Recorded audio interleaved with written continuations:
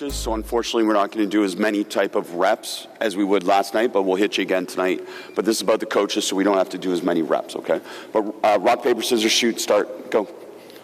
They did this last night. Get to center. No, go to center, go to center. Hey, go to center, start in center. Go to center, start at center.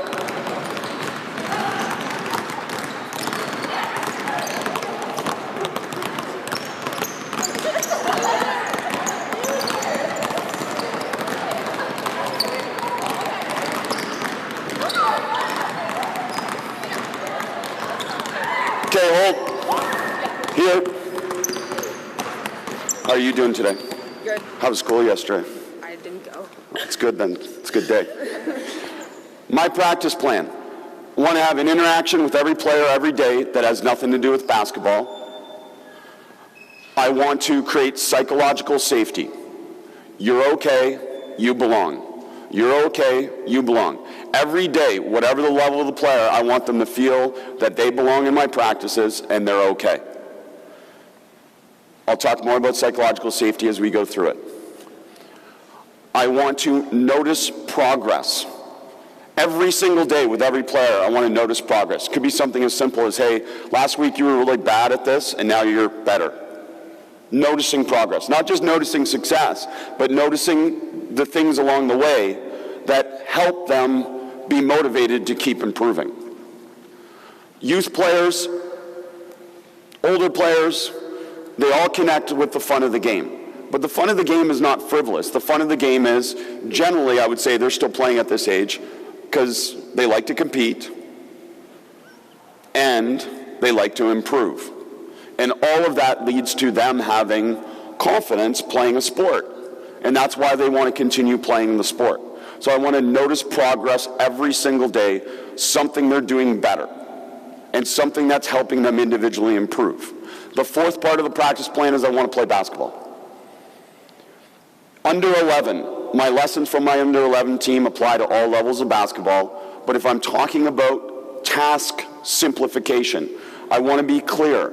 I want to simplify some tasks, but not remove key features of the game. And for me, I'm not going to remove offense versus defense. And if anything, I'm going to start with what's called hard first instruction.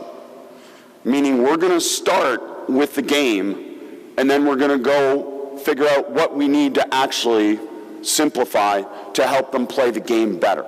We're not going to start with a drill that is separate from the game. We're going to start with the game.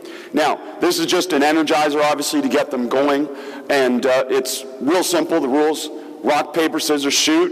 If you win, you're going to shoot a layup. You can shoot a layup at any rim. If we have, how many hoops we had yesterday? Like probably 14 hoops or something. They could go to any hoop. Because what's always the answer on offense? Space. Space, it's always the answer. So they want to learn how to find space. Now, we can create different constraints with this. By the way, the player that lost, they chase them with their ball. Because I want to make sure my players are either playing offense or defense in practice, or they're dribbling the ball as much as possible, especially if I'm talking about youth level. Ball handling, ball skills, comfort with the ball supersedes everything else. It's more important than shooting. It's more important than anything else. So the ability to be comfortable with the ball, in my opinion, that transfers to their next levels. They'll be a better shooter, passer, decision maker if they're comfortable with the ball. So as many opportunities to be able to dribble, and then we also like to connect them with the fun of the game, which is shooting, right? We all like to shoot. So on almost every repetition we do, we shoot.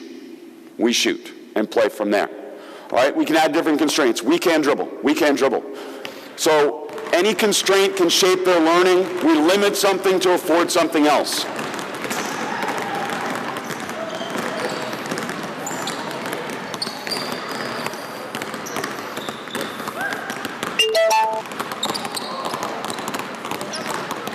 Okay, hold, must skip when you go somewhere. Everyone must skip. So we can add dynamic movement to it. Anything you want to be able to get them going.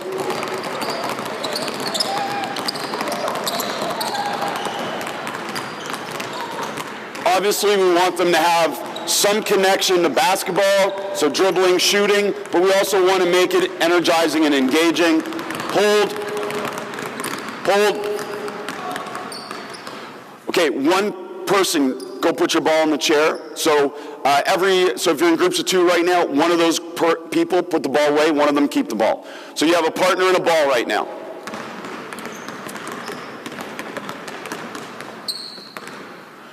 Youth coaching to me is about problem solving. I want to approach all coaching with a solution-based philosophy. So I already know what causes problems for young players. And I have 9 and 11-year-old daughters. I know what causes them problems. Pressure, zones, isolating best player when you're playing against the best player, and the inability to be able to shoot consistently and effectively, especially from distance.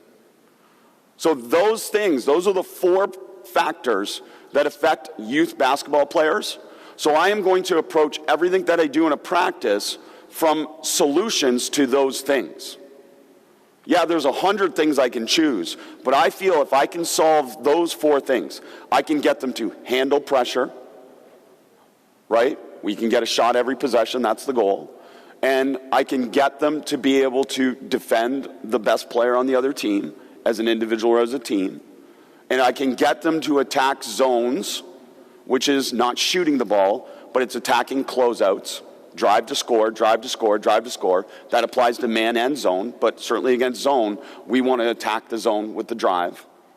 And then obviously the inability to shoot, I'll talk about shooting a little bit here in terms of the framework for developing future shooters, but really we want to focus on their ability to be able to dribble, as I said already, and to be able to attack closeouts and drive to score more than shooting.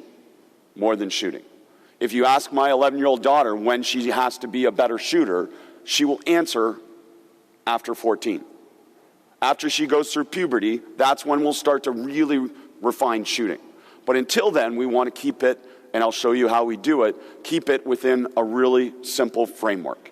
Really simple framework. Okay, so you're going to start, face your partner. You're both going to have your hands on the ball, right? And you're going to say 1, 2, 3, go. On go, you're going to rip the ball. Whoever rips the ball gets to go shoot a layup. Other player can chase them.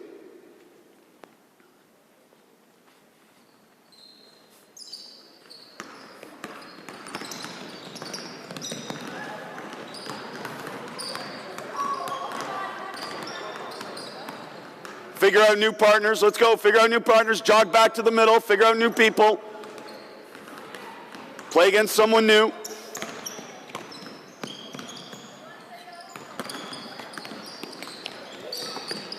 Okay, hold. Come back to the middle. Come here. Here, come here, ball.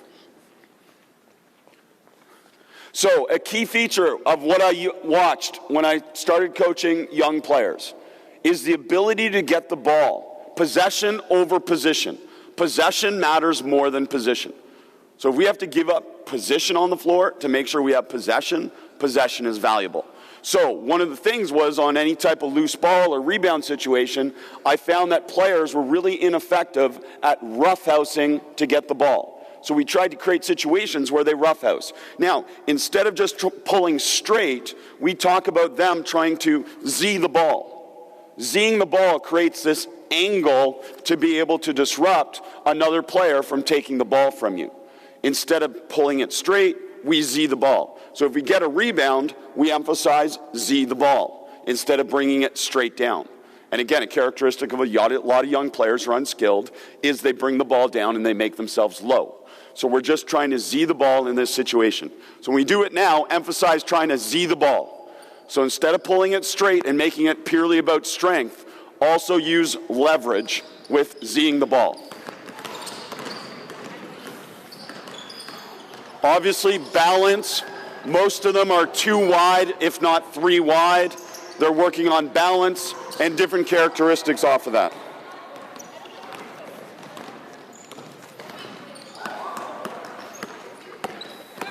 Okay, hold. Okay, go have a seat. Go to that rim right there. Go to that rim right there. Okay, everyone else go have a seat quick, and then we'll get you back in. Actually, one more, stay there. One more with the ball, stay there, and get someone else down there. One more with the ball, go there. Someone else with the ball, go there. And someone else with the ball, go down there. Cool. Okay. So part of the solution-based philosophy is, again, task simplification. I'm going to go through one thing really quickly here. When I coach my daughters in the morning, I am just a rebounder. So my 11-year-old daughter loves to get up. She loves to shoot in the morning with me. So I want to make it clear that I'm just a rebounder. When she asks me to coach her, I'll coach her. But I want her to connect to the fact that she just gets to go out and shoot. She gets to go out and try stuff. She gets to go out and experience stuff rather than always being around me getting coached, which I can imagine wouldn't be that much fun. So we try and do this. When she does ask me to coach her, I don't try and just give her information. I try and put her in situations where she has to figure things out. So the first situation, you guys down here, you're going to find solutions. Figure out as many different ways as you can to go between your legs and shoot the ball. Down here, figure out as many different ways as possible to be able to pivot and shoot the ball. Go. So instead of giving them the answers in a workout, and then this would be player development, they're just switching the balls. But I want them to first try stuff and figure out, okay, different ways to be able to go between their legs, different ways to be able to pivot. To me, I can tell them one thing and say this is the right way to do it, or I can let them experience different ways and then help co-create a solution for them. Okay, hold.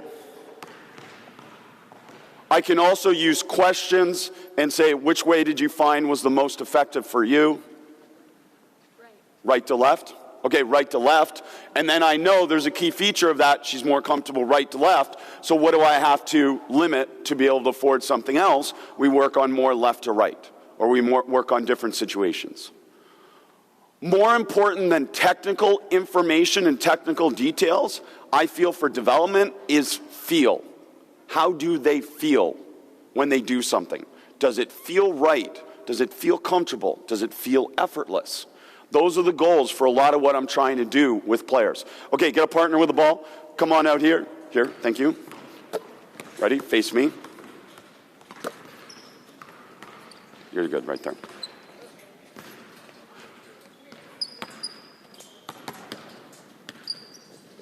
Okay, just get in behind me anywhere.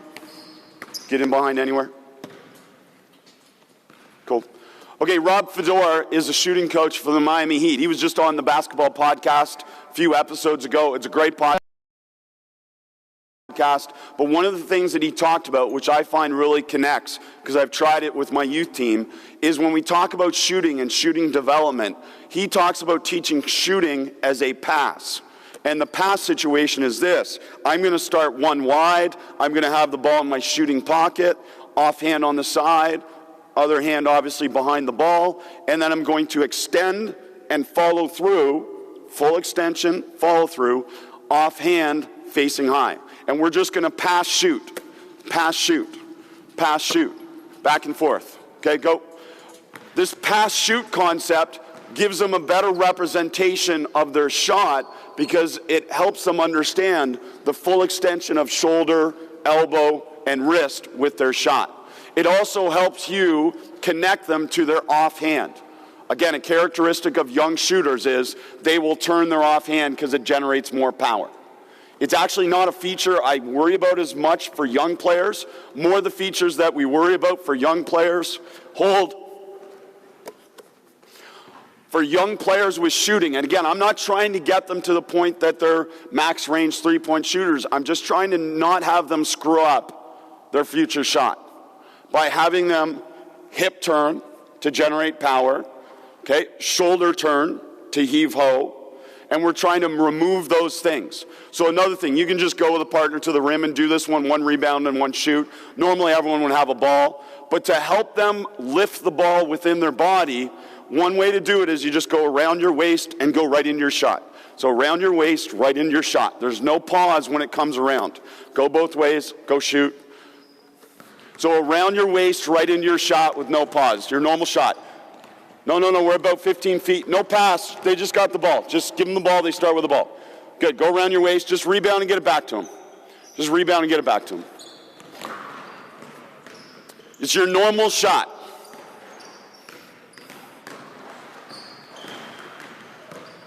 Okay, hold. So all we're trying to do is connect them to the fact that they're lifting the ball within their body and it's not coming from outside their body. And my younger daughter, my 9-year-old, she had that characteristic. And really all I connect for is, listen, I really want you to concentrate on this so we're not screwed up later. We're not screwed up later, and that's a big thing. The second thing is force generation. Before I taught my daughters literally anything to do with shooting or any new player, anything to do with shooting, the first thing we did is 2-ball slam right to your shot. And I didn't care about any feature of the shot. The only thing I cared about is that when the ball hit the ground, their feet, where they fought for their feet, and then the ball lifted straight up into their shot. Damian Lillard, if you go on Basketball Immersion's YouTube channel, there's a video of Damian Lillard doing this. And he was doing it when he was working with his trainer, Phil Beckner, to extend his range. But then when I started to play around with it with my daughters, I found that this was the best way to help them represent that the shot's within their body, and then it flows from largest muscles to smallest muscles. And that's what shooting is. It's this kinetic chain from largest muscles to smallest muscles in terms of that. Okay, so you can switch, other person do it. Slam the ball, go right to your shot.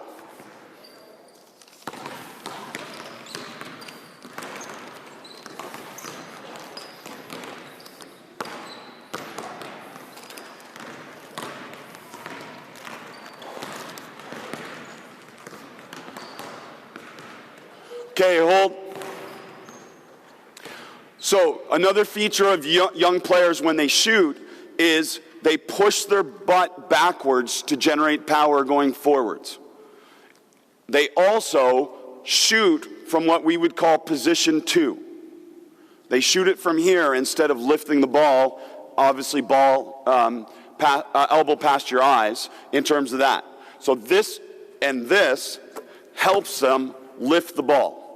Lift the ball. The other thing that helps them figure it out, and you can switch if you want, is to work on the fact that they're not bending at their butt back, they're bending at their butt, is they go into what we call Nash shooting, after Steve Nash. Squat, touch the ball to the ground, and then go right up into your shot. Squat, touch the ball to your ground, go right into the shot. And as you can see with all these ones, all we're getting them to understand is how their body works. How their body works with shooting. And that's it. Try it. So you can see some of them stumble off balance. It means they're not squatting with balance. Their feet may be too narrow. Some of them are bending at their back instead of their butt. Squat like you're going on to, yeah. Squat like you're sitting backwards. Squat like you're sitting backwards. Switch it, let your other partner try it.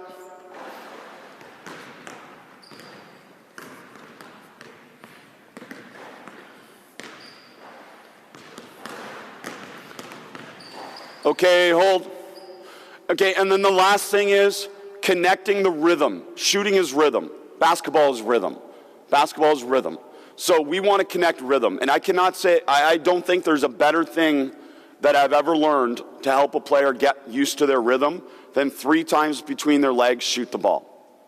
And the rhythm is this.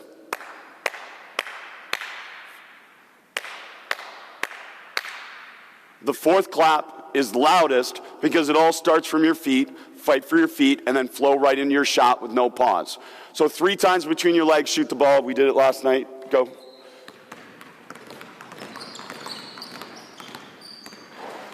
And they don't break the rhythm. They don't break the rhythm. 1, 2, 3, shoot.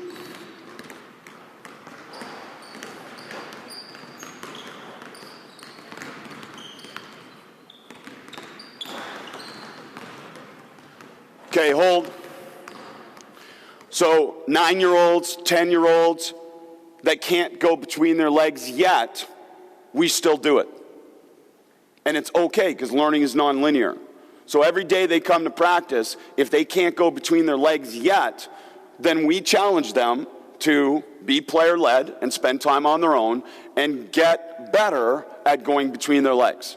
Because again, I don't know if there's anything more fun as a dribbler than learning how to go between your legs. And then secondly, connecting them to the rhythm of the game, being able to shoot in rhythm with that helps them understand the key features of shooting. And those are the general ideas in terms of shooting and how we approach that with young players. All right, come up here, everybody. Actually, get a ball if you don't have a ball. We'll do it all at on one rim. Okay, when you go to the rim, I'll let you get your ball. Come here. We'll go to layups first. We call these ugly layups. Again, I was on the record yesterday saying it, and it's absolutely true. I've never taught my 9 or 11-year-old daughters anything to do with a layup. But what we do is we put them in situations where they have to shoot layups. While marrying that concept with people that want to give them implicit instruction, we've done this before with other players. And all you're going to do is anywhere at the basket, you're going to go outside. So you're going to go right, left, up. Right, left, up. There's no dribble, right, left, up. Now, look at me. It doesn't and it shouldn't be just on the right side. It shouldn't just be on the left side. It can be literally from any angle, from any direction. And where do we want to release the layup? Smile. Go. So we're right, left, up. So all we do is literally, they go to the rim, and all they're doing is immediately right, left, up. Go. Right, left, up. Right, left, up. Get your ball and go. We call it ugly layups because there's other people there.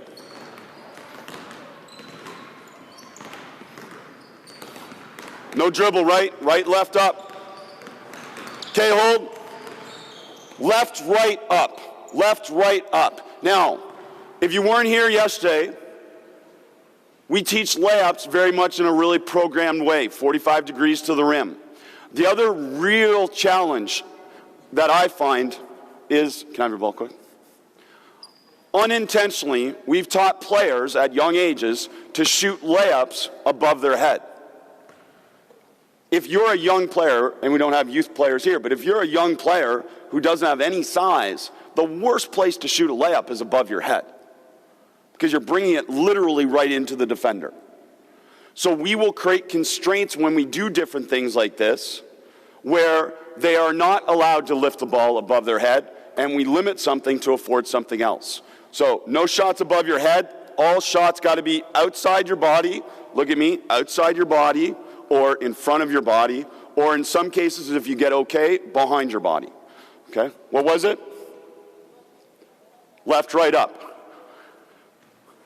So literally at any point in our practices, we'll go ugly layups, and we'll just do like 2 minutes of ugly layups, and literally getting them to the mindset of the 2 steps, but the 2 steps in multiple directions.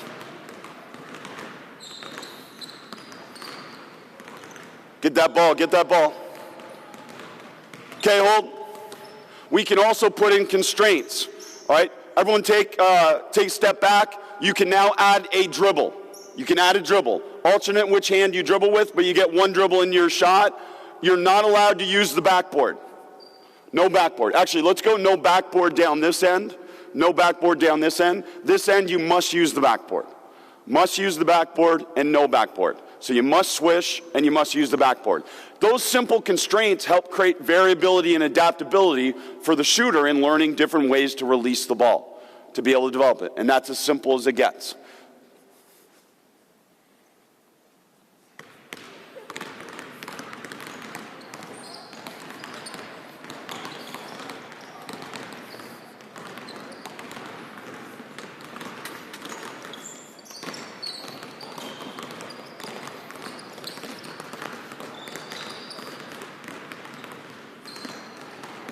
Okay, hold.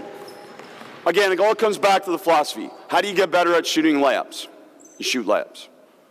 Ideally, you shoot layups with distracting information and visual stimuli, meaning there's other people around because my perception, decision, skill, execution is first based on a defender or a teammate or somebody other than the rim.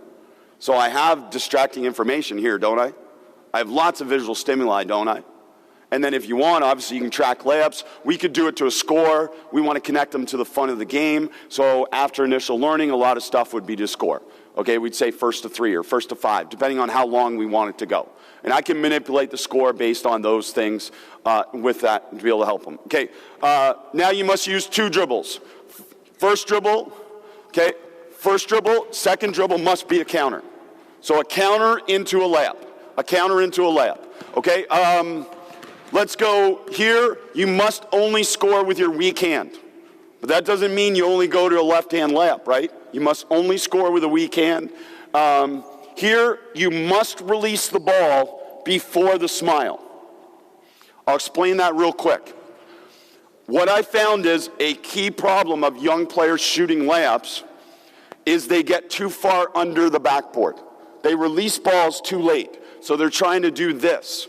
So to remove that, we just created a constraint that they must release the ball before the smile. So they get used to releasing the ball earlier. And again, that's just from observing so many youth players, including my daughters, and going, well, why are they struggling with the layup?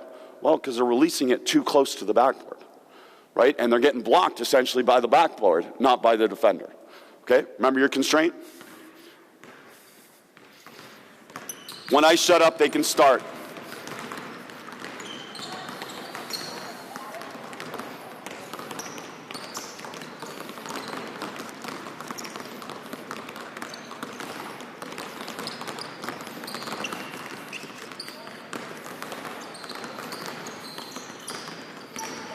Okay, hold.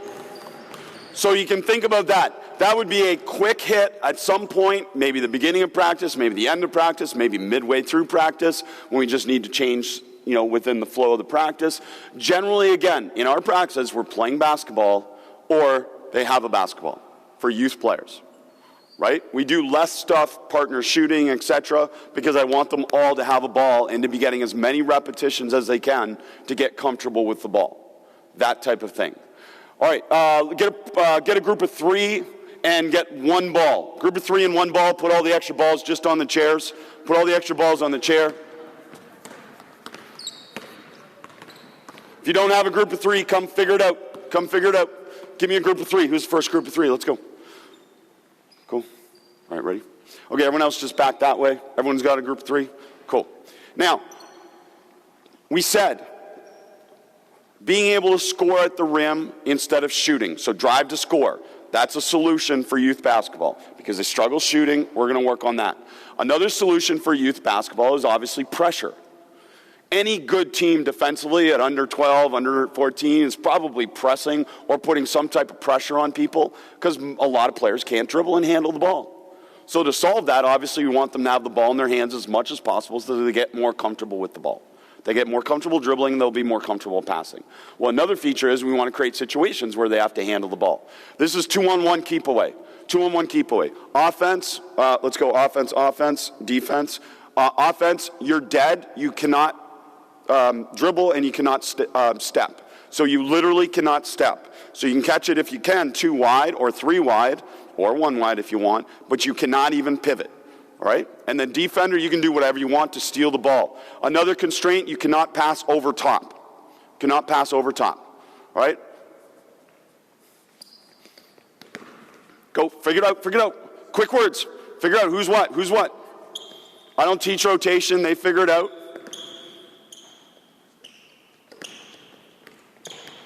Okay, hold. How old are you guys? 15, 16, 17, what?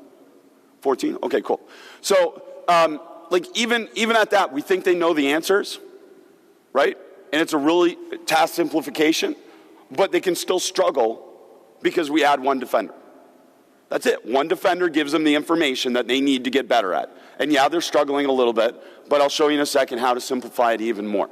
Okay, and I'll also give them some answers. Okay, go, everybody. Anywhere. Find space. Find space. Again, I know the answers. I can give them answers in advance of doing it, but I'd rather have them experience it first. Can't pivot, that's a turnover. No pivots. Turnover, you drop the pass. Okay, hold. So, why are you offensively standing on the same spot? These 3. So why did you decide that was the best solution, to stand in the same spot? Do you have a reason? You might not. I'm just asking. By the way, you're not wrong. You're safe. I'm just curious. What was your thought process? Do you have one? No. Do you have one? Okay. So it's interesting. So one of the questions that I use and one of the phrasings I use is, what was the thought process? Again, I can predetermine my idea of what's right and wrong, or I can ask them and say, why are you doing this? And I've learned a lot about coaching just simply by asking my players, why did you do this? Why are you doing it this way? They're playing the game, right? They probably have a solution in their mind, maybe not as much at the under 12 level, but they have an idea of what they're doing. So we already know the answer on offense. What's the answer? So how can we create better space? As soon as you pass the ball, you guys are doing it, what are you trying to get to? Space. So pass the ball, and then what should you do immediately? As fast as you can, sprint to space. Hold, defense come right here, stand right there in the middle. This is called 3 in a row. 3 in a row is bad offense. So a traditional monkey in the middle drill where they're not allowed to move is actually teaching them bad offense. We would never want a teammate to stand in a position between the ball and the defender. We want them to constantly adjust and get to space. Always the answer. Now, to help speed them up a little bit, there's a 2-second pass clock. 2-second pass clock. And that relates to this. The rhythm of the game of basketball.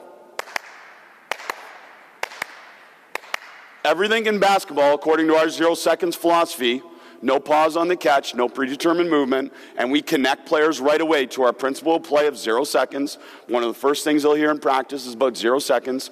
Do you have superpowers? You don't have any superpowers? Oh, that's sad.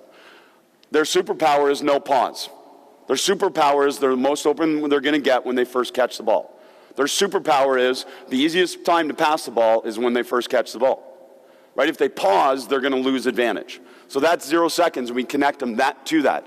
The connection to that is I catch the ball. The first thing is my feet. That's the first clap. The second thing is my skill execution. Shoot, drive, pass. If they play, they lost advantage. So we connect them to that. And I will use claps in practice to help them understand it. So if you're doing this right now and you're watching it, the player that catches the ball should be 1 clap, 2 claps, pass. You can now step to pass. Go.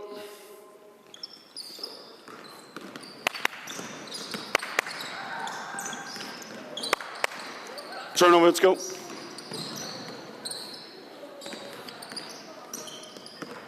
Okay, hold. We can create different characteristics. How do you develop passing without standing in a line and passing back and forth? Well, number one, I don't know, if you're still teaching a chest pass, watch your games and watch the game of basketball and tell me how many times you see a chest pass from the chest. It just very rarely, if never, happens. Almost all chest passes are outside the body. And most passes now in basketball are 2 to 1. Meaning I take the ball outside my body with 2 hands, but I'm passing it ultimately with 1 hand. So we can add pass constraints to this. Okay, catch the ball. You are now must step out. Actually, you 3 groups must step outside your body and pass it from 2 to 1. So you can step either way, but it's 2 to 1. Now it's 2 to 1 low, 2 to 1 high, whatever you want. You 3 groups there must step across your body and pass outside your body. So we can create different constraints to be able to develop passing, again, with a defender so they understand the task difficulty.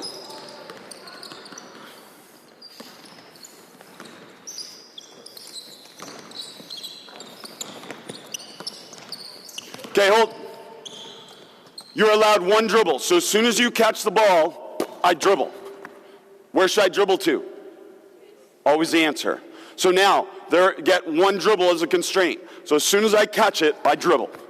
Okay, now whatever type of dribbles or first steps or push-out dribbles you can emphasize here. We like to teach throw-down dribble, or what we call stab dribble, where you catch it and you're immediately getting the ball down without stepping. Okay, and if you want to learn more about that, we can talk about that later. But use your dribble to get to space, either a push-out dribble, okay, or a stab dribble where I get it down and I get to space. Remember, is space only forwards? Where else do you have space? Sideways and backwards. And that's really important too, because as you do this, you'll start to get them, and if they don't figure it out on their own, they say, okay, you must dribble to the side.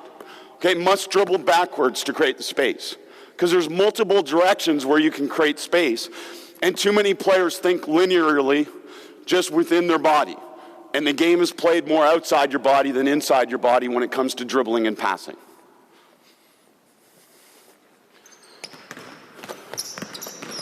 No pause on the catch. Must dribble. Must dribble. You guys don't have a group of three. One sub in another group, one sub in another group. Just go. Good, good, good. Okay, hold. Must dribble and counter, and then land on two. Must dribble and counter and land on two. So we add different types of ball handling, different types of constraints to develop things.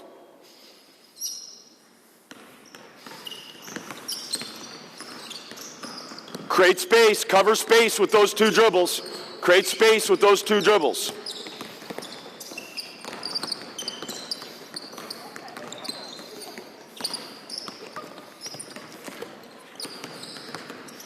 Okay, hold.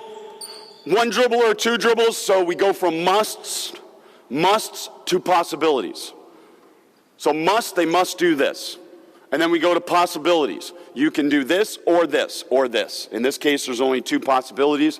So you can dribble one time or you can dribble two times, but you must jump to pass. Must jump to pass. To me, a lot of what we teach limits players. Now, you can limit players, but don't start, in my opinion, with limiting players. So I want them to jump to pass. I want them to throw behind the back passes. I want them to throw over the head passes. I want to develop all those skills because that will make them a more versatile and adaptable player. I coached a 5'8" player at the college university level who, if I told him you must only jump stop and you must only step to pass and you must only pass from your chest and never leave your feet, he couldn't have been a player. He literally could not find solutions if he had to be fundamental. And that's where I want you to rethink fundamentals. Players are so much better than when I played. Players are so much better than when you played. And they're developing more skills, and we should embrace that as part of the process. All right? Remember the constraint?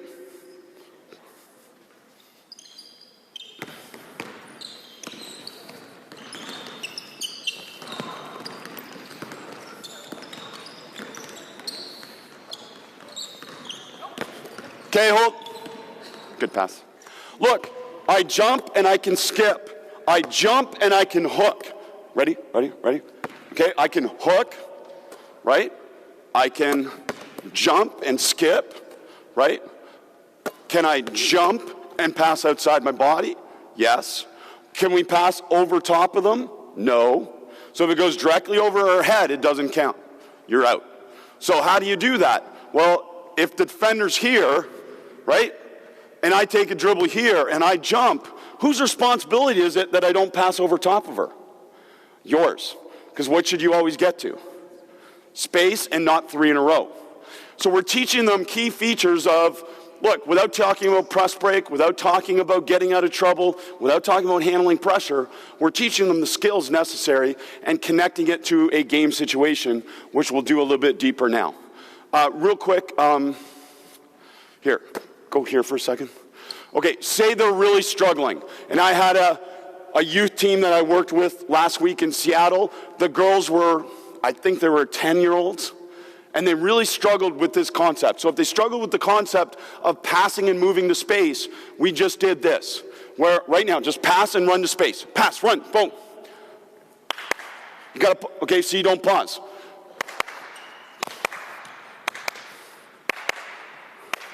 Okay, so I didn't do that for 5 minutes. That wasn't a 5-minute block of practice. That was 30 seconds. Remove the defender, pass and move.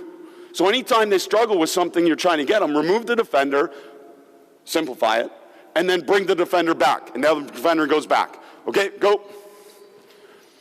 So there's always ways to remove, but I don't want to start with the simple, because if I don't need it, I don't want to do it.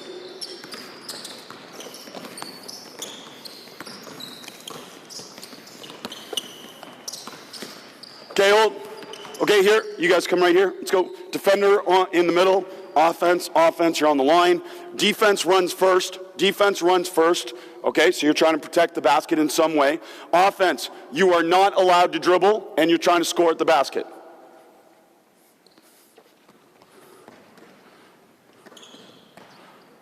Okay, go. Both ends, go. Figure it out. So now, connect them. I might do that keep away. You guys can go. I might do that keep away, but then I want to connect it to the game situation, which is pass and move. So we do it from half court, so we lead to scoring. We want them to be thinking scoring all the time. So why are we doing it? To create an advantage, to try and score.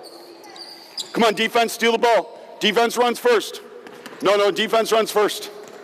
Yeah, defense runs first. So it's not live till the defense runs. Okay, hold, add one dribble. Must dribble on the catch. Except if you get in the scoring area, which is basically a step from the smile, okay?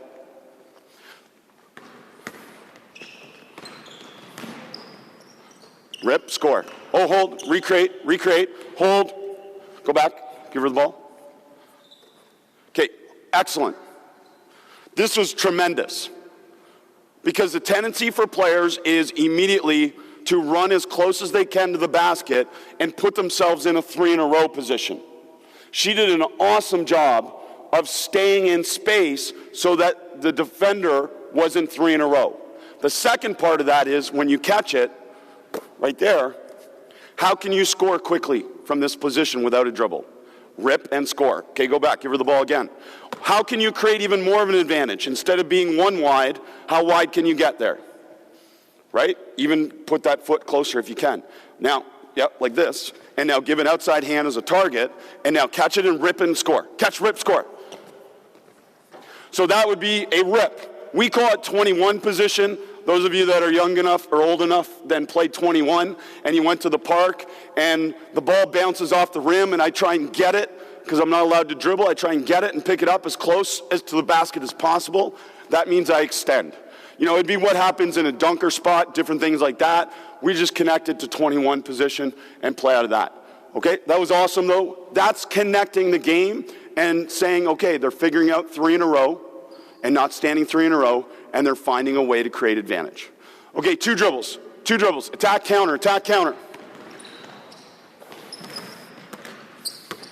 Yes, rip, score. That was good, that was well done. Attack, counter. Don't take that dribble if you don't need it at the rim though, right? You might only need one attack, counter.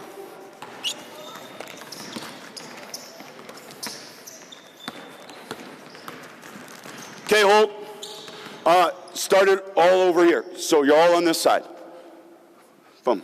Okay, the problem with a lot of 3-on-2, 2-on-1 drills we do is they're too structured and too organized.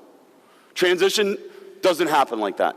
Transition doesn't happen in perfect spacing spots. Often transition is messy. So if you're doing different situations like this, just have them start from literally different spots so they have to figure out spacing. Right? They don't have to, there's no constraint yet, but I could also put shrink the floor constraint if you're here yesterday. If not, all that means is wherever my chest is facing, they have to play inside of me. So if I'm over here, they have more space, and if I'm over here, they have less space. But we can play with the different constraints to be able to go. So some of you play over there, some of you play over here, some of you play super tight in the middle. Okay, defense starts, go. Figure it out. There you go. Okay, hold. Off the dribble. So you can dribble once or twice, but off the dribble, you must pass with one hand. So you can't touch it with the other hand. So if I'm dribbling right now, I must pass it without touching it with my other hand. Again, okay, go to the basket real quick. Are you right-handed? Just go. Just stop. Are you right-handed? Yeah. Okay, go to your left hand. Don't touch it with your other hand. Go in and scoop layups. Scoop layups. Okay, now how else can you scoop it? That was underhand. How else can you scoop and shoot it? Great shot, by the way. Cool. Okay, how else can you scoop it? So she scooped it here, she scooped it here, and now she can scoop it outside of her body. Try one outside your body. Awesome. Okay, she may not make every shot yet, but to me, that's going to help her for her future more than anything I could do. So for my 9-year-old daughter, who is very right-hand dominant, we have her do scoop layups almost every day. And you know what she's got better at is her weak hand. Do you know why? Because it's fun to shoot one-hand layups. So the only way I've ever got her to practice her weak hand is shooting scoop layups. Like I go say, oh, okay, don't go. She doesn't want to do that. That's not fun. But you know what? Shooting scoop layups is fun. To the point that she'll hold me outside and say, Dad, watch this. And she's working on different scoop layups. And it's cool. And we say, oh, it's a strength limitation. Well, ideally you can lower your hoops or use a smaller ball. She uses the smaller ball. But also, it's not as big a limitation as you think if you give them an opportunity to self-discover and figure it out. And that's what I said to her. I said, okay, let's figure it out. What can you do? How can you get it there? Oh, right now you can only push it and get it there? That's cool. Let's do the push to get it there. Okay, and then eventually she gets a little older, a little stronger, and now she can go outside of her body, inside of her body. Okay, cool. Do you remember the constraint? Must pass off the dribble without touching it with the other hand. Dribble once or twice, up to you.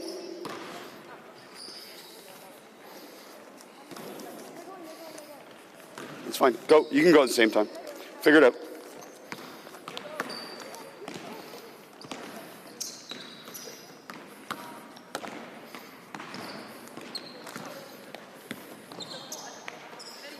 Cool.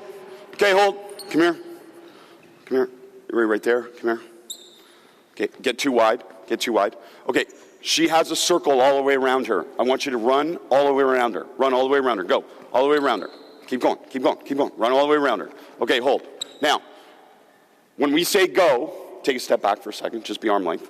Okay, yeah, get a little closer so you can be arm length. You're going to try and touch the ball as many times as you can. That's all. You want to touch the ball as many times as you can, but you can go anywhere you want in that circle. You have a permanent left foot pivot right now. All right? Permanent left foot pivot. So how do you teach pivoting? It's not as complicated as you think. Put them in a situation where they have to pivot. Pivoting is a big problem for youth players. Often, again, I see two things. A player dribbles the ball and goes dead and then has to figure something out, and I'll solve that for you, or help try and solve that for you, because I don't think I've fully solved it, but we're working on it. And the other part is to be able to pivot to create an advantage. I saw a lot of players that as soon as they're dead, who are really unskilled, haven't played a lot of basketball, as soon as they go dead, they literally throw the ball up for grabs. Right? They're just like, oh, coach said I got to just throw it up. I'm like, okay, no, how about if you pivot and find space and then pass and do different things like that. Ready? Go, go. Move, move, move around her. Don't just reach through her. Move. Run around her, run around her. Good, run around her. Excellent, hold. Okay, ready? Switch, go. All right? Did you bonk her? Hey, and sorry, I should have said that. To create that, you're trying to stay arm length away as a defender. You can't just go, which, by the way, that was great. Great aggression. You're an active participant in her learning. You helped her get better. That's how we communicate about all defensive possessions. We always end our drills with thanking the defense, because the defense gave me an opportunity to get better on offense. I'm an offensive focus coach because I believe their success at the youth level is determined more by offense and by defense. As much as we tweet about, and there's lists, I'm not the person that does it, but there's list after list of just be a hard worker, play great defense, and you can play college basketball. No, you can't. I've never once recruited a player that's just a hard worker and can play defense. Unless they're 6'9", then I'll figure it out, right? So grow, there you go. You know what I recruit? Offense. Do you know when I ask almost any coach privately what they recruit? Offense. So what do we need to help them get good at? Offense. Why? Because they have more fun playing the game. Being an offensive player, you have more fun playing the game. And ideally, it's not one player, it's my whole team. What position do you play? What position you play? What possession you play? What position you play? Okay, so the best answer, by the way, some of them answered it really well. They said anything. I love that. But the answer is, I'm a basketball player. Like, wouldn't it be great if you asked your players what position they play and they all say, I'm a basketball player? Like, it's your job as a coach to put them in a situation to be successful. And we shouldn't be following positions. Obviously, the game is positionless nowadays. But I want to just say it. I want to develop them all as basketball players. There's no positions. There's no positions. I'm developing them all as basketball players. And if you want to think about it a little bit deeper, I'm developing them all as point guards. Right? I want them all to be able to dribble, shoot, pass. That's my ideal situation. And make decisions. And they're all trying to make decisions. Okay, you all right? Start arm length away, get into space so you don't get away from the wall. It's fine, just go and we'll switch each time. I know there's a group of 3. Ready? Go. Pivot, pivot, pivot. Switch. Okay, hold. Tell me something you can do with the ball in your arms that helps create an advantage. What is that? Show me, show me. Okay, I can put it outside my body, so put it away from her. Where else can I put it? What? Closer to your body? What else can I do with the ball? Rip. I can rip low, I can rip high, I can rip around, I can rip behind if you really want. Like, you can figure out different ways, and that's all we're teaching. The ability to pivot, rip, and find space. Go. Keep that distance, keep that distance. Run defense, you gotta run defense. Switch. Right, we go, again, we're not gonna do it, but you go right foot pivot, go right foot pivot. And now hold. No, hold. Next one. Okay. Defense and offense. Be chest to chest. Be chest to chest. And now offense. Take a dribble in a direction, and then you're dead. Take a dribble and go dead. I know players struggle with dead, so how about create a situation where they dribble and they go dead? This is a little bit disconnected from the game situation, and I'll show you the game situation next, which is where I would start. Because we're rolling with this, I'll just show it now. So offense, take a big dribble in a direction, and then go dead, and you can choose what pivot foot. Defense, you're doing the exact same thing.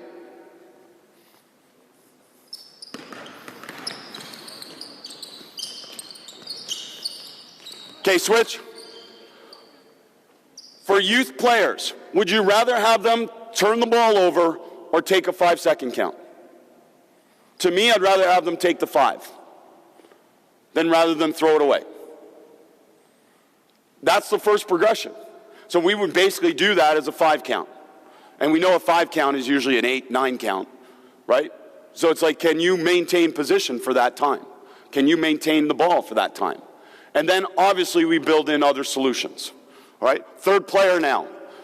Count to 5, and as soon as she counts to 5, move to space and help relieve the pressure. So the player can pass after 5 count.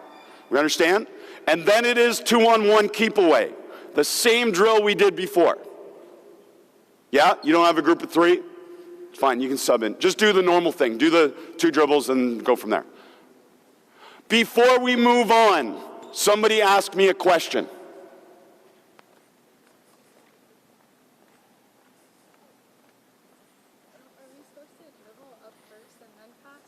Yes, you're supposed to dribble up and before, and then pass. Instead of asking, do you have a question? Does anyone have a question? We know what we get from that, don't we? We don't get any questions. So instead, if you really think there's questions, say before we move on, somebody ask a question. You're giving them freedom and permission to actually ask a question. What can you rephrase that creates psychological safety? You're late to practice. And the first thing I say to her is, why are you late? How about if I say, the first thing I say to her when she's late to practice is say, really happy you're here. Why are you late? Different conversation. I'm creating psychological safety. You're okay. You belong. Why are you late? Oh, okay. Let's go. Right? Like anything you want to ask a question about, that's cool. Ask a question. But create psychological safety first. And we create the situation where it's at. Do you understand? Did they ever say no? Right? Do you understand? Did they ever say no? Okay. Tell me something you understand. Yeah, tell me something you understand. Tell me something you understand. Okay, dribbling up and jump stopping and then you're dead. Excellent. Tell me something you understand. Not do you understand. What can we rephrase that creates psychological safety and also creates an interactive environment? Because again, I know we have this, oh, we just asked the question. How are you today? Good. Okay, so good. By default, good and okay are the answers you'll get. How are you doing today? So how do I remove that? Number one, I try and educate them. How about change the conversation with someone and they say, how are you today? How about you say, I'm fantastic, how are you? I'm amazing, how are you? I'm awesome, how are you? Right? And really, aren't you always amazing and fantastic? No, of course not. You're humans. It's normal. So what can we normalize? We normalize the fact that, yeah, you're sad, you're lonely, you're depressed. All those things are normal. They're part of being a human. And those are normal things that I go through, they go through, all those things are normal. But what we also try and rephrase from them, okay, did you have a bad day or did you have a bad 15 minutes? Because the bad 15 minutes shapes their whole mindset for the whole day. And how can we connect them to the fact that the bad 15 minutes doesn't have to define the rest of your day or the rest of your life? Those things. I made mistakes. I make mistakes still as a human. So we want to normalize certain things to be able to create, again, psychological safety and help them understand these different things that they go with. Okay? I know I talked. Ready?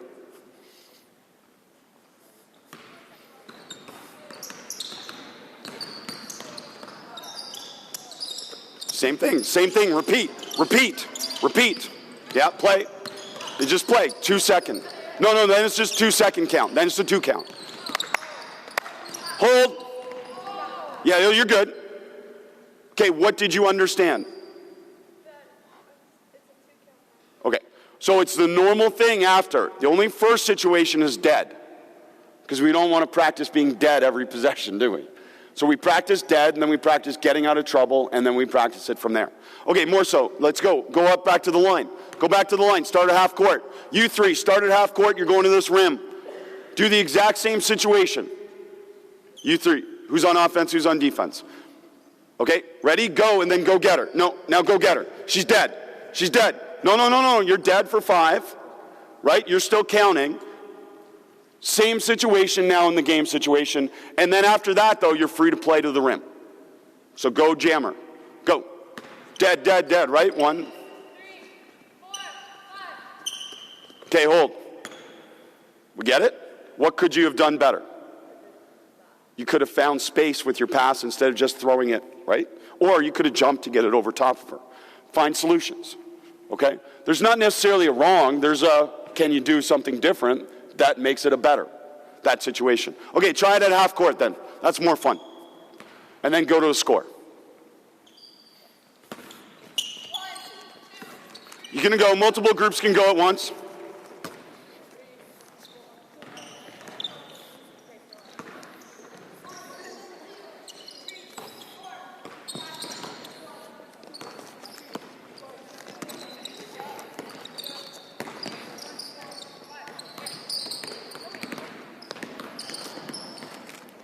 Okay, cool. Hold. Ready? Right here. Get shoulder to chest with me. Come over here so you can face the coaches. So come up here. So your shoulder in my chest. This shoulder in my chest. Right there. 1 foot in the smile. Defense starts with the ball. As soon as I toss her the ball, she's dead. So now she has to find a way to score and get a shot off. I'm defensively, I'm going to stay too wide, and I'm going to do what we call wall up, which is, I'm sure you've heard of it, but elbows back, and I'm going to try and stay what to what? Chest to chest. Defensive advantage, chest to chest. So now, ready? Find a solution. Okay, no, sir, you're dead. Remember? So no dribble. No dribble. Find a solution. Find an open window. Go. Put them in the situation that they struggle with, create the situation, and then afford them the opportunity to work on the situation, and if they need it, help them find solutions. I'm just a big believer in don't give them the solution right away, so that they can self-discover and they can figure things out. And once they've experienced it, they will also connect the information you give them much better. If they haven't experienced it, they don't know what you're talking about. So that would be the example here. Okay, hold. Now what would we add? We add, obviously, you're allowed one dribble. One dribble. I want to whisper to you and say, watch, but I'm kind of giving you the answer if I tell you, but I want you to watch them and see how they use the dribble. Defense starts with the ball and toss it to him, right? Starts live on that. You can go both sides.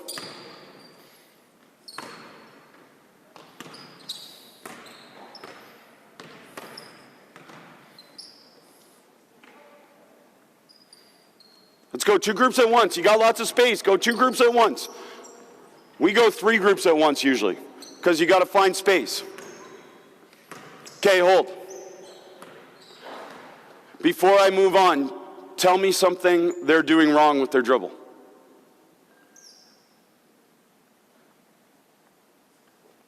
By the way, when you ask a question, you have to be okay with the pause, because what's happening during the pause?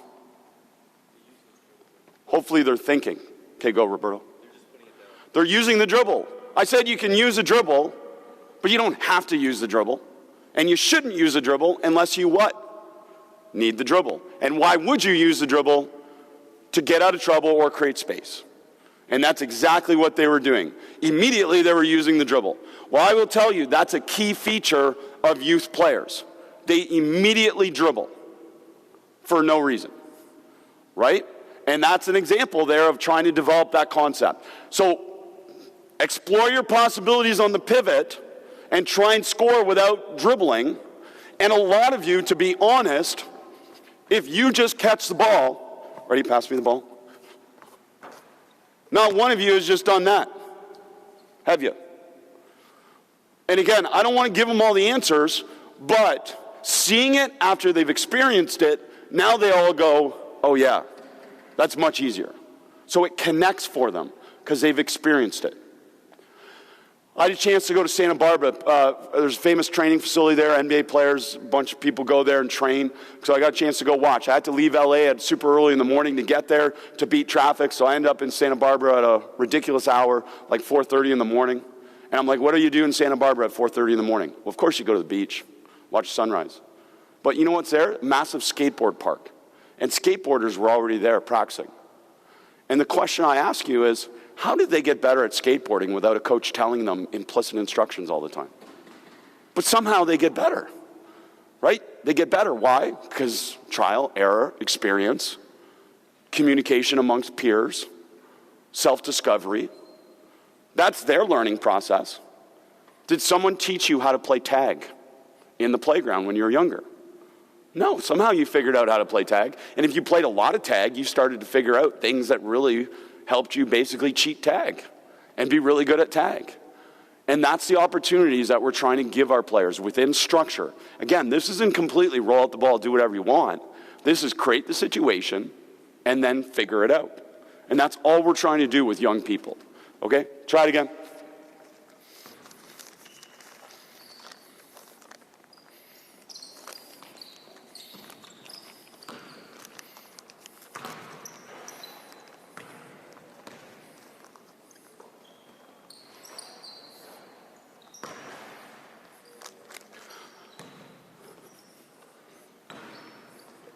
Okay, hold.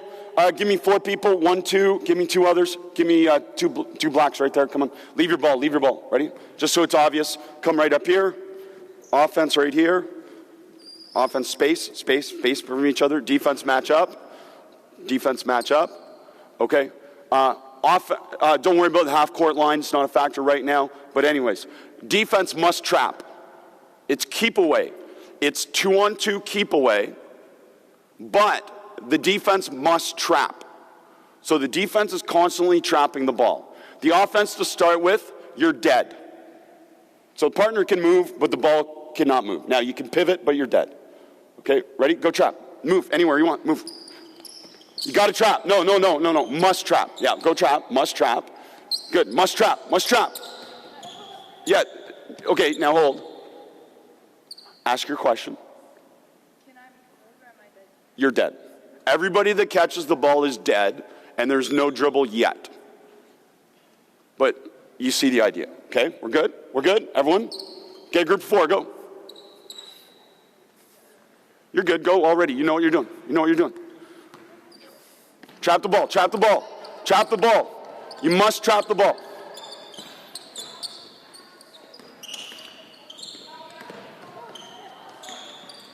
No, we're not trying to score. Just keep away. Keep away. Turn over. Go. Everyone go. We're not trying to score. Just go in space. You're not trying to score yet. But obviously, I like it. They wanted to go to score. We would do it to score too. But we're probably not going to do that.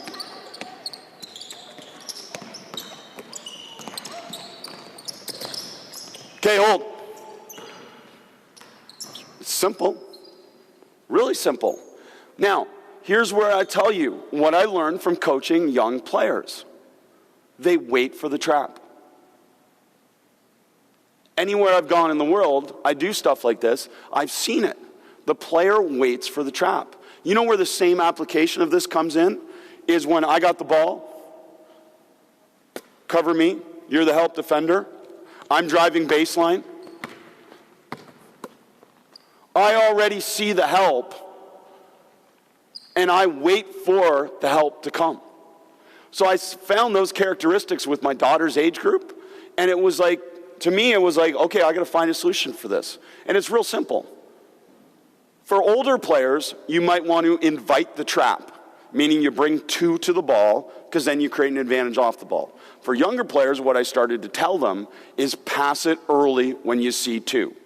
Pass it early when you see 2, because they don't have the ability to pass it late and find a solution.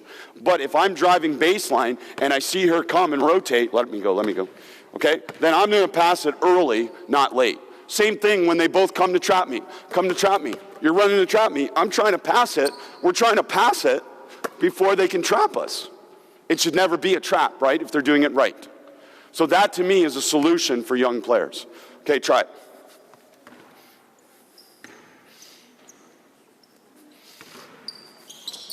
Good, move to space. Move to space, good. Touch, a touch, rotate. A touch is a switch, right? Touch is a switch. Switch to defense.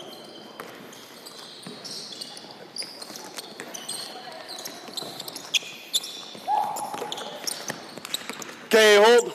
Go black on offense, get white on defense. Everyone else come to the half-court line. Go black on offense, go 3 spots. Get white on defense, they need 1 more white. Yeah, okay, you're good. Okay, ball here. Okay, ready? Ready defense? You're going to cover wherever I throw it. Wherever I throw it, just chill offense, just chill. Wherever I throw it, that player must take 2 dribbles and go dead. So the player that catches the ball must take 2 dribbles, ideally towards the rim, and then go dead. That's it. You're not allowed to score, so you must take 2 dribbles and go dead.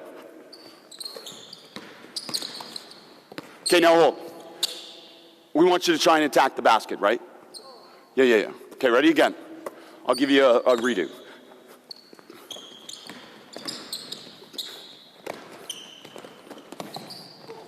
Okay, switch it. Same situation in a half-court 3-on-3. Must trap the ball and then figure it out. Okay, now, the simpler situation would be that it's just one-on-one, so everyone stays on their matchups, the player goes dead, and then we have to find a solution to dead. It's actually the first thing I teach. I do 3-on-3, 2 dribbles, dead. The first thing I teach to young players, because I already know that's a situation they put themselves in all the time. So I'm going to just reverse engineer and work on the solution. Once they know the decision solution, then we can work on the skill part of it. But the decision solution is the most important part, so they see the task represented so that they understand what task they have to learn. So in this situation, ready? No traps, right? No traps. Okay, now hold. Instinct. First of all, let's come here a little bit earlier. Where should you be when she drove baseline? Already in the corner, so go. Phil, you're good, chill. fill, and corner. So the first thing that happens ideally is penetration reaction. She's driving to the basket, penetration reaction. 3-on-1 penetration reaction is a video on Basketball Immersion YouTube for free.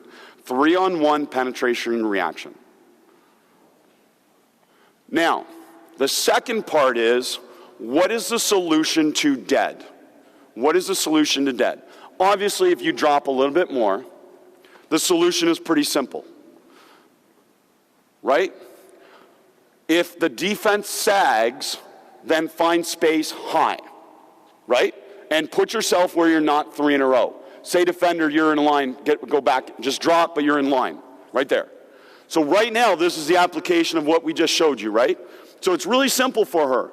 She has space.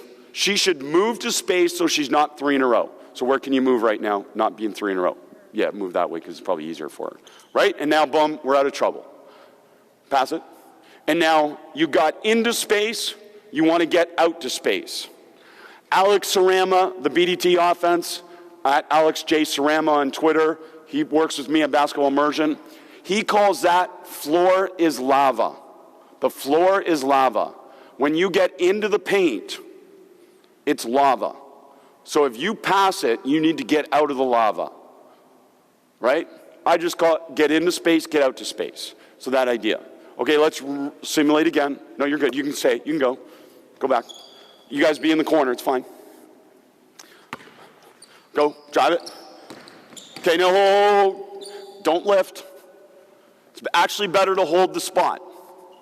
Why? You can create space, but also you can read what she does. If you're moving, it's hard to read what she does. So you hold the spot right now, and say she turned and stared at the ball. What's a great decision for you is to cut.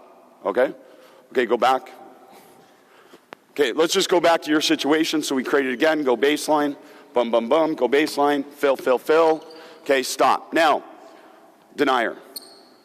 Denier. So anytime we space versus the sag and we cut pressure. We cut pressure. So right now, the best thing you can do is cut to score. Okay, don't cut to the ball, which a lot of young players I learned do that. They'll cut to the ball to try and get the ball back. Instead, cut to the rim, cut to the rim. Stop. 2 good things happen there. 1 is you're open and you get a score. 2 is you draw 2. So if you draw 2, help in, like you would a good defender. Help in, stop. What would you do? Because now she's sagging. What is her rule? Versus the sag, move to space. So we cut versus dead, right? And we move versus space.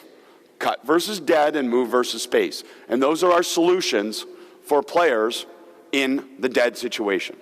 So how do we drill that? We just drill that in a simple situation out of that concept right there. Okay?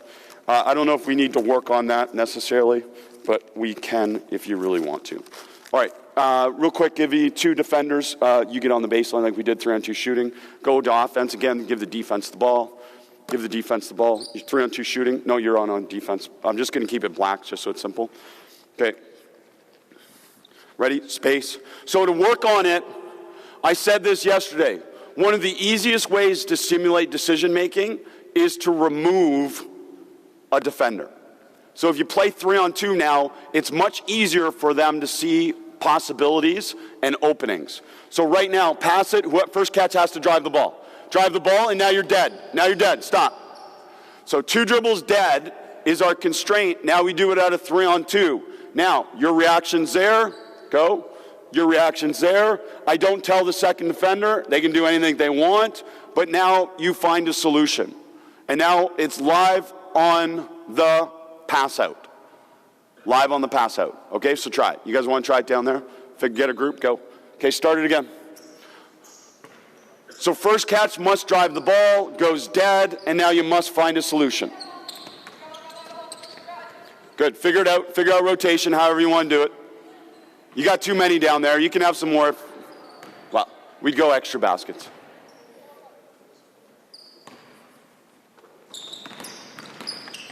Okay, oh, must go dead. You can't pass off the dribble, right? Do it again. Can't pass off the dribble, must be dead. So you got to stop. Now wait. What should you have done when she dribbled towards you? Pushed or pulled? pushed, right? So you create space. Sorry, go. You can go still. Push away. She's dead. Now hold. Yeah. Now move so that she can see you to get out of trouble because she's dead. Or come here. What else can you do? Cut. Boom. You draw her, and then you can look for her or her. Okay? So once we've got it sort of figured out, then we can put in the constraint, and this is the constraint right now. Someone on the perimeter must cut on dead. Must cut on dead. Basketball Immersion, there's a blog on second cut, the second cut. There's also a YouTube video, the second cut. These are second cuts. This is where the game is gone. Teams are very good at cutting on drives. For youth players, the value of the cut is cutting on dead. Because what is the human tendency of any youth defender? As soon as the ball is dead, is to lift and stare at the ball if you're in off-the-ball position. And we got to really coach the crap out of them, being able to shrink the floor and still see check and see ball. So we try and do those things that way. Okay?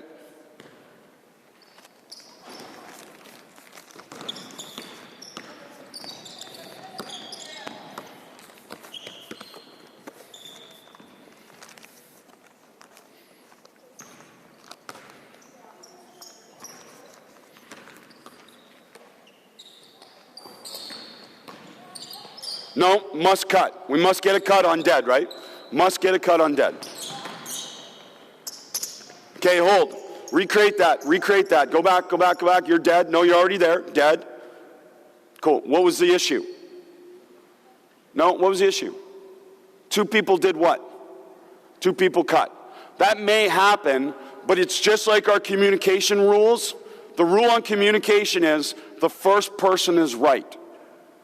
So let's say in a more advanced example, we're defending a ball screen, and one player calls, we're switching. We called it white, and another player says we're downing, icing, which we called yellow. So someone calls white and someone calls yellow. The first person that talked is right. Everyone else solves the problem after that. Even if they called the wrong thing, we all listen to the first person, and we solve the problem. And that's what I mean about being adaptable. We don't want to just be one thing. We want to be adaptable. So in this situation, the first person that cuts is right. The other player must see it and adjust to it. That's the idea. But it'll still happen, and imperfections are part of the game, and I've never had a team play perfect, for sure. So learning how to figure out things when it's not perfect is a part of the process, and that's why I feel messy learning and learning through the game is obviously a big part of the game. Okay, try it again.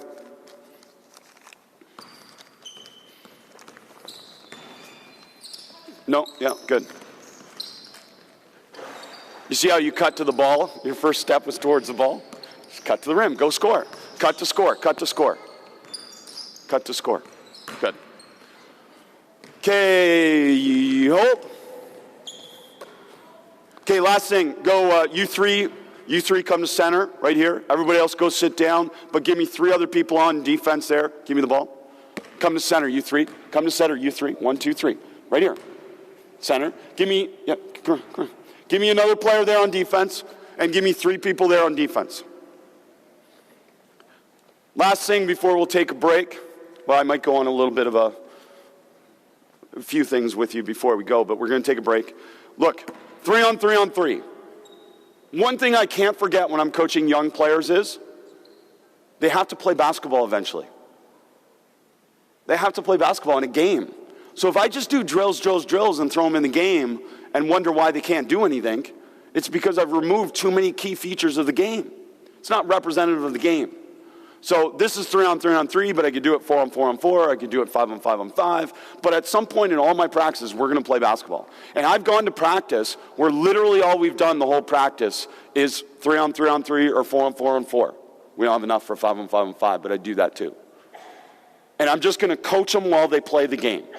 Hold, recreate. What was your thought process? What situation is this? Because I've just coached a whole bunch of situations today, haven't I? I've coached dead, I've coached spacing, I've coached reaction, I've coached decisions at the rim, all those different situations. So now coach them while they're playing the game. Don't do the drills if you're not going to coach them when they actually play the game, because that's when they connect and transfer the information. All right, so it's 3 on 3 on 3. Go.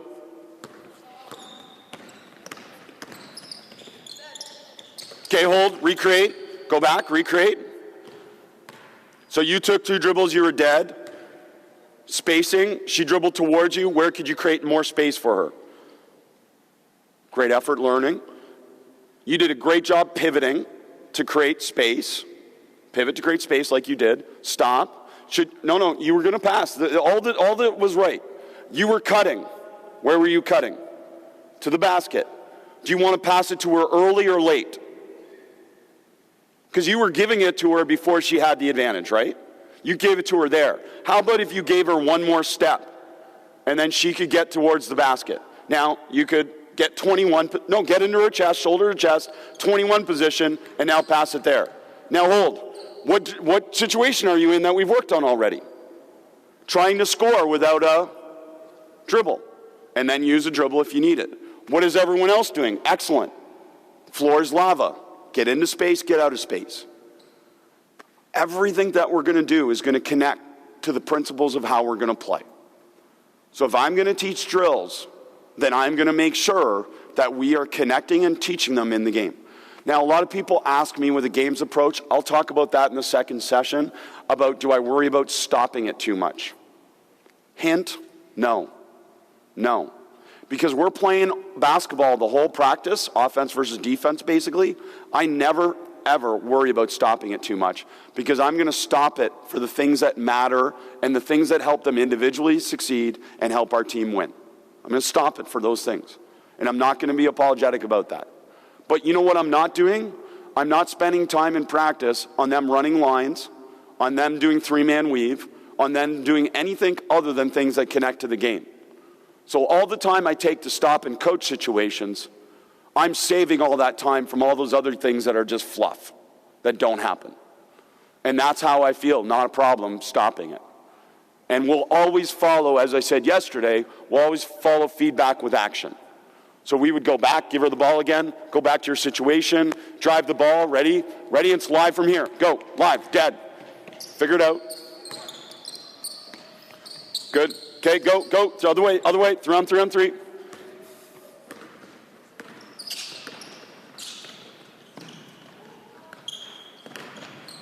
Okay, now hold. This is a default, by the way. I don't think it's their fault. I think it's an unintentional consequence of what we've allowed them to do. But did you notice both teams on defense in transition picked up the ball where? Inside the three-point line. For some reason, and I know why, because we do a lot of stuff in a practice that starts from a half-court dead start. 5 on 5, work your offense from the half-court. 4 on 4, work your offense from a shell. So the defense starts inside the three-point line. To me, that's what we've caused as coaches. And we have to correct that. Okay, we always pick up at half-court. Always pick up at half-court. So we put in a must. Or we say, once they've got the ball, you can get into the front court and you can pick up from there. We can say no traps or traps, but we can do anything to manipulate the game. But every day with my under 11 girls team, with my 9 and 11-year-old daughter, they're on the same team, I am going to come in every day and do something different. Okay, today we're trapping. We're going to trap every time. Today there's no trapping, right? Today, I'll show you one constraint this afternoon, the next session as well, that we would use called prison break, which creates advantages. But we get the idea. But it's a half-court pickup minimum, okay? Can I create any situation? Yeah. Let's start. There's now got to be a 2-side. So meaning if you don't have the ball, no, you're good with the ball. Everyone else has to adjust. So you're the first and you're the second. So we'd call this a 2-side. So you're running this way. You don't want to run inside of her. You want to run behind her. Because what do you create more of? Boom. Okay, so now we play out of the 2-side. So must organize in a 2-side.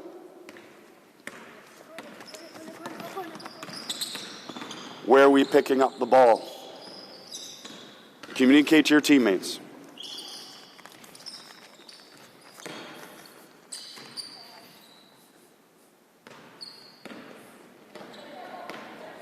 Okay, hold. hold, go back, recreate the whole situation. Great job getting into two-side. Great effort getting into the two-side. Go back, go back, go back. You guys are running the two-side really well. Get ahead of the ball. Okay, stop. An unintentional consequence of how we've coached kids as well is they feel that offense starts at the three-point line.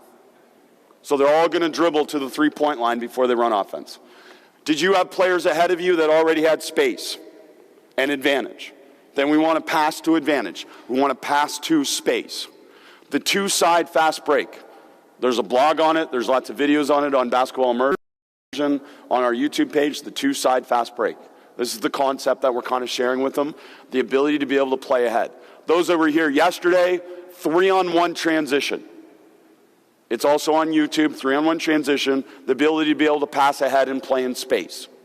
And also eliminate things. What can we eliminate? Dribbles. What can we eliminate? Passes, so we play more efficiently and more effectively. Okay? Girls, come here real quick. Yeah, I'm good. Get in a line, face the coaches.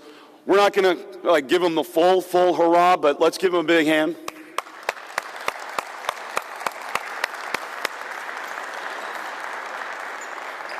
You guys are awesome. I'm going to wrap up here, so you go chill for a second, and then when we take a little bit of break, you can shoot around or play full court or do whatever you want, okay? Cool, thanks. Can't wait to see you again. Look, the last things are, my daughters went to tennis lessons. I'm blessed, grateful to live in an area, Palm Desert, Palm Springs area, where Indian Wells Tennis Center is. Indian Wells Tennis Center is, again, world-class coaches, world-class things going on, incredible place to watch tennis. Here's the thing. My daughters went to tennis lessons. Over the course of an hour of tennis lessons, I did a time on task. My daughter hit the tennis ball less than 50 times every single 1 hour lesson. Less than 50 times in an hour lesson. To me, being a coach who values time on task and active learning time and learn by doing, my immediate reaction was, this isn't going to help them get better at tennis. Because what the tennis instructor, and I'm sure the knowledge was incredible, they were giving them so much technical detail. Okay, your shoulder should be here, your pinky should be here, your finger should be here, your torso should be here, this should be here, this should be there. That they weren't getting to hit the ball. They weren't getting to experience tennis and figure it out. So, how did my daughters get good at tennis? I took them out of tennis lessons and I played tennis with them. Seems simple, right? But now, all I did, one daughter's on that side, one daughter's on that side, I'm on the other side of the court. I have multiple balls, we don't keep score, we don't worry about it. I hit a ball to one, and then if they hit it out, I'll grab another ball, hit it to them. And in the course of 20 minutes, they would get over 150 interactions with the tennis ball. So you tell me, even without me being a tennis expert and giving them tennis advice, you tell me which one's going to help them get better at tennis. Because we really do think giving them all the details is coaching. To me, there's a danger in giving them all the details. And that's the fact that they never get a chance to self-discover and figure things out. Give them the details when they need it. So I know enough about tennis. So as my daughters started to get a little bit better at hitting the ball, we could give them little cues. One daughter, the cue would be to swing through. Okay, the other daughter would be feet first. Feet and eyes first. By the way, that applies to every ball sport. Get your feet in position and your eyes in position first. Hitting the ball is secondary action. So I could cue them, and I could coach them with details that help them specifically. But more importantly, they just got better at tennis by playing tennis. So my hope for you is if you're coaching young people, give them the opportunity to play basketball. Either shooting a basketball, dribbling a basketball, or playing basketball. The defensive stuff does not matter that much, other than chest to chest, shrink the floor. Chest to chest, shrink the floor. Or deny every pass. One of those two, shrink the floor or deny every pass. The rest of it they can figure out later. But offense and offensive solutions which will empower them to want to play more basketball and develop more basketball as part of it.